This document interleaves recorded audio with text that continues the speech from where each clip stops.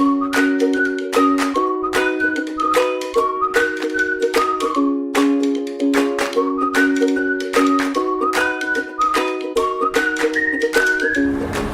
hey guys, welcome to today's episode of Cityscope Interviews.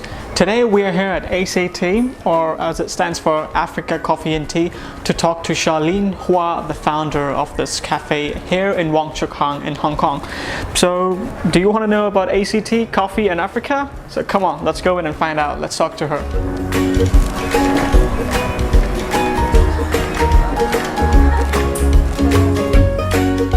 So guys, let's not waste any time and meet the person of the moment, Charlene Hua.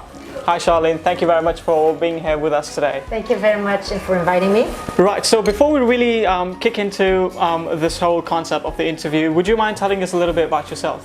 Sure. My name is Charlene, and I was actually born in China, and I moved to the U.S. when I was 10 and grew up, got my U.S. education.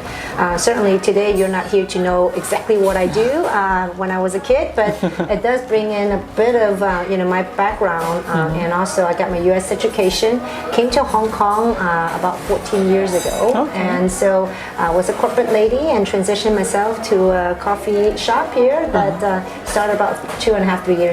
Okay, so where exactly did the idea of Africa Coffee and Tea, or ACT as it stands for, come from? Yes, and so Africa Coffee and Tea, the concept started about 5 years ago, but really for myself, I've been traveling to Africa since 2012. All right. And so I was actually once a corporate lady, investor relations in-house, that I decided to take a break and then go to Africa. Right. So the very first country I visited was actually Angola, which is actually a country that surprised everyone. Why Angola to start with? At that time I met friends that actually works for the consulate office in Hong Kong, and they said, oh, come visit Africa. And I said, okay, well, let's go. And so I went and really started exploring. And interestingly, Angola is actually a country that was colonized by the Portuguese. So then going to Angola to visit was eye-opening, because you would not be speaking English. It's actually Portuguese. So I started from the ground zero, or learning pouco Portuguese. That's how I started my venture to Africa. Okay. So is it just you alone, or is there someone alongside you that helps you with the setup? You know, the business has been like any business. It was actually from a concept to really making what we see today, a journey of 1,000 miles. And so really the concept started about 5 years ago, when a friend of mine said, I have 50 pounds of roasted coffee from Ethiopia, Charlene, can you sell it? And I said, buddy, yes, I think we need a brand. And so that concept really just started with that, and had a friend that was in the marketing, and him, and 3 of us. And then, interestingly, then I actually did some research more and realized that Angola was actually the world's 3rd largest coffee production country back in the 1970s. And I said, wow, that's amazing. And so along that time, I was there in Uganda in particular, and they really asked, are you ready to take a whole full container of coffee? I said, wow, you know what? This is interesting, because there's really no one knows that you guys produce coffee. And so bringing this concept to Hong Kong has been that moment of like, wow, I'm going to come back to Hong Kong. Let's start, roasting coffee, a bag of coffee. Really, how can we actually change the concept of Africa coffee and tea from Hong Kong? So do you see some sort of similarity between when you were in China and when you were in Africa in terms of the developing stages that the 2 countries have been through? Well, I think in terms of my transition, I was actually born in China up to 10, and then my whole family immigrated to the U.S. So I got my U.S. education, and then moved to Hong Kong about 14 years ago. Now, since 2012, I started traveling to Africa. And so when I first started, it was really Angola, and in the recent 5-6 years is really when I focus a lot more on East Africa, such as Ethiopia, Uganda, Kenya, Rwanda, Tanzania, all that East African countries, because of the high altitude the countries offer in terms of coffee production.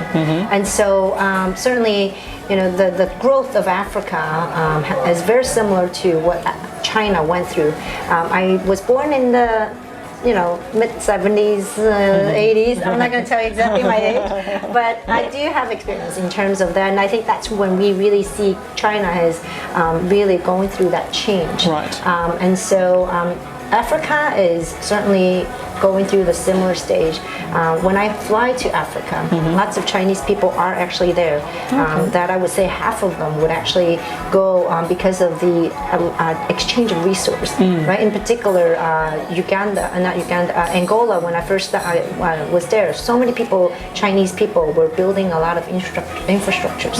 Would you recognize some major differences between like the local cafes, the smaller cafes, and the big chain cafes? Right. Well, I think the smaller cafes certainly want to put in a lot more of their passion and focus. Specialty coffee started about, I would say, it started trending in Hong Kong 4 or 5 years ago. So when I first started specialty coffee, because I wanted to focus on 100% Arabica, where is it grown? Well, I think the smaller cafes certainly want to put in a lot more of their passion and focus. Well, it's quite personal. I actually think Starbucks, other big chains have done a tremendous job of offering us the second wave coffee, allowing people to drink coffee, sit down, really appreciate the coffee you're able to serve the wet. I think people, just like drinking wine, it's looking for a different level of understanding of a story, of shared story, and it's quite personal. And I think, it's a choice. It's a matter of what you see that actually you feel of that shared values. And so to me, at the end, is about personal choice and is about personal appreciation.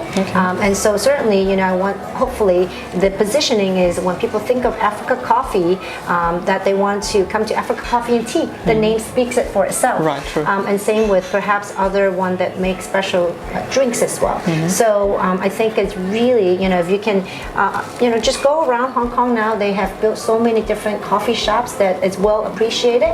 And I think that's really the beauty of Hong Kong, is offering the tremendous of choices for consumers.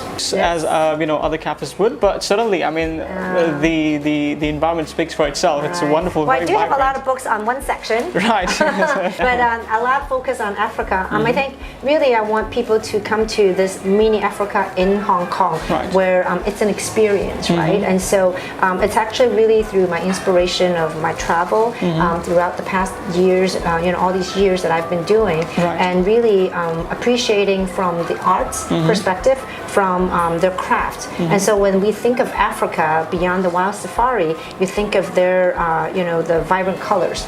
You think of the contemporary arts that Africa offers. You think of the wood. You think of the stories. You think of the people. You think of the music. And so, when you come to this cafe, you would actually see all that. And so I've actually done a lot of events.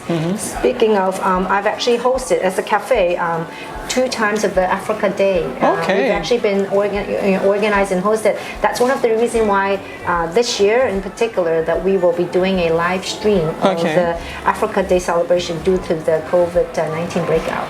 And by the way, today is actually Africa Day. And so happy Africa Day. Happy Africa Day to you too. You could relate it to it. Thank you everyone for tuning in, and thank you very much, Charlene, for giving us your valuable time. We know you have a busy cafe to run. So we'll leave you to it. Thank you very much, Charlene. Thank you again for inviting me. No problem. Thank you.